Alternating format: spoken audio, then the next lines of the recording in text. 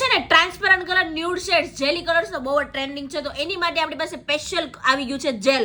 કોઈ બી કલરની બોટલ લઈ લેવાની છે ને એમાં તમે જેલ મિક્સિંગ કરશો ને એટલે કોઈ બી કલરને તમે ટ્રાન્સપરન્ટ કલરમાં મિક્સ કરી શકવાનો છો. જો અત્યારે મેં જેલ પોલિશ જ લીધી છે અને તમને આમાં કલર્સ દેખાય જ છે કે મારો કેવો કલર્સ છે. ઓકે, ઓનલી જેલ પોલિશ જ છે, કોઈ બી પ્રકારની ટ્રાન્સપરન્ટ પોલિશ નથી. હવે આમાં હું મારું આ જે મિક્સિંગ જેલ છે ને હું એડ કરવાની છું. અહીંયાથી હું આવી રીતે સાઈડમાં મૂકી દેવાની છું. મારું મિક્સિંગ જેલ આની અંદર હું એડ કરવાની છું અને એકદમ જોરદાર મારો જેલી કલર્સ બની જવાનો છે. જો બસ આવી જ રીતે તમારે મિક્સ કરવાનું છે અને જે તમારો કલર્સ છે ને એ તમારો આખો જેલીમાં કન્વર્ટ થઈ જવાનો છે. પરફેક્ટલી મિક્સ કરવાનું છે.